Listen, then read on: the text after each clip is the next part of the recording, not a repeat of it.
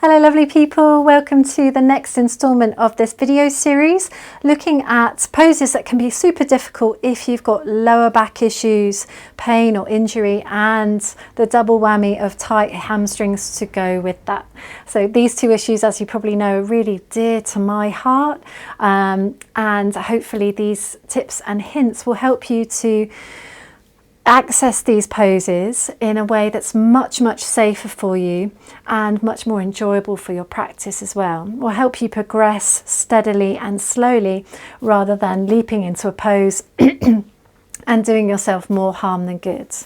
With that said, please make sure that you have the permission from your health care advisor or practitioner to undertake any exercise program or yoga class before you begin. Okay, so today we're going to be looking at Utthanasana or forward fold. So if you have any disc injuries, it's not advisable to do any forward folding.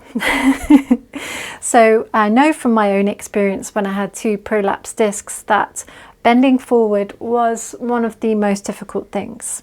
And I can tell you why. When you bend forwards, you begin to increase the pressure on the discs, the front of the disc. So if you imagine your spine is running up along the body here, you will, when you bend forwards, you create space in the back of the disc, but the front of the disc is going to compress.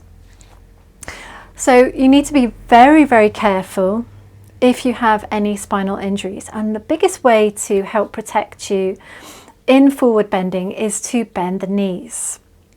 Now, if you have tight hamstrings, you'll be bending your knees anyway. So in a way, it's a good thing because you'll be self-protecting without even realizing it. So you might see on Instagram and YouTube lots of very bendy yogis coming forward into their forward bend with really straight legs, hugging their forehead to their shins. You know, totally flat up and down. You might never ever get to that point, and this is something that I've accepted over time with my practice.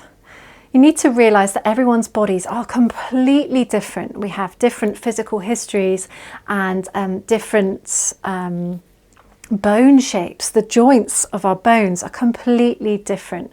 Everything about the body is different. So really, please try not to compare your practice to someone like that or even to anybody. Your practice is all about your body, supporting your body, making it healthier, stronger, more flexible in its own way.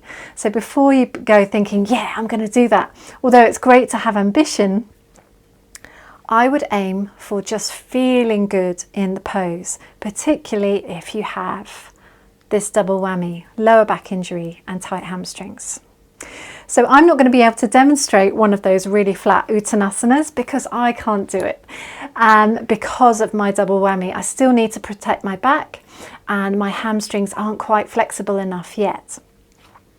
So I'm going to show you the way that I practice, and this is a really nice way to lengthen through the spine safely and to get you that nice feeling of a relaxed forward fold.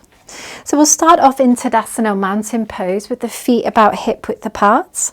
You can lift the toes if it feels good and then just gently press the toes back down into the floor. Really pressing the feet into the floor, feel a lift up through the front of the legs, through the kneecaps, the thighs, up through the chest and through the crown of the head. Relax your hands down by your sides, palms facing forwards, relaxing the shoulders down. Perhaps you can feel the loop of energy pressing down through the front of the body. Lifting through the front of the body and pressing down through the back of the body. Take a couple of nice deep breaths here. Now, to begin forward fold, many yoga teachers, especially if you're doing sun salutations, will begin by guiding you into a lift and then we come forwards. I'll do exactly the same here. So in our Tadasana, we'll inhale, we'll bend the knees generously, swoop the arms down, press the feet into the floor as we lift the arms all the way up and overhead, draw the palms together, gaze up towards your palms. Now, as you can see, I'm hitting the ceiling. I've got low ceilings here. Lovely. Now from here, we'll press the palms together. Now watch the tailbone here. Begin to stick the tailbone out behind us as we bend the knees.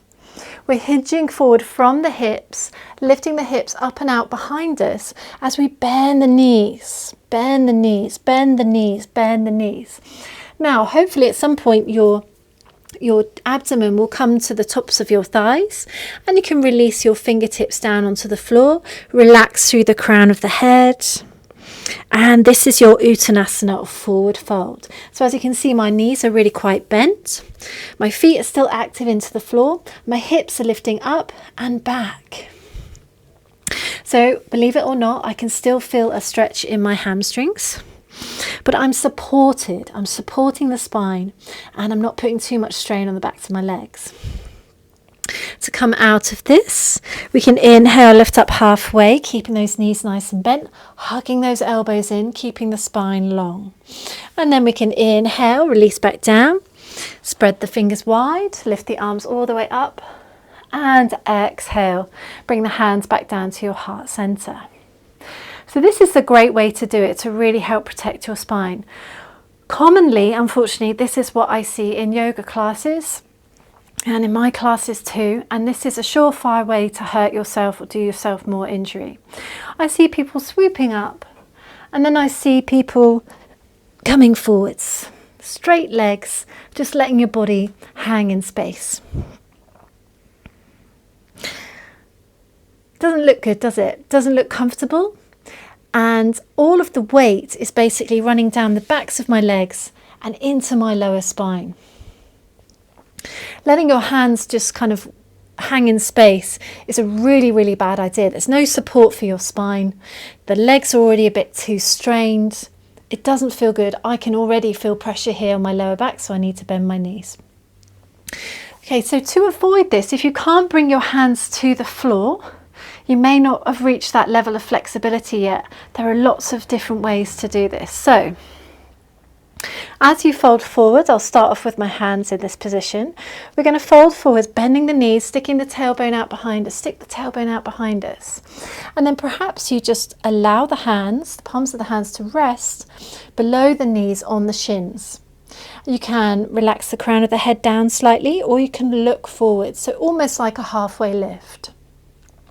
In this position, you'll be a lot more supported in the spine. I've got no pain in my lower back here at all, but you will still get a little bit of a hamstring stretch. You can even take that step further and bring the fingertips to rest on the tops of the feet if that feels good. Or if you can't bring the hands to the shins, you can rest them here. This is also a version of Utthanasana. There are lots and lots of different versions. Lovely, so I hope that's been helpful for you. Remember to bend the knees, lift the hips up and back, and just really bend those knees to protect your spine and help with your hamstrings. I hope you found this really useful. If you've got any comments or questions or ideas for other videos you'd like to see from me, let me know, leave them in the comments section below. And don't forget, if you want to join me, my Zoom classes online, you can visit my website. The address is below as well. Thank you so much, and practice safely. Take care.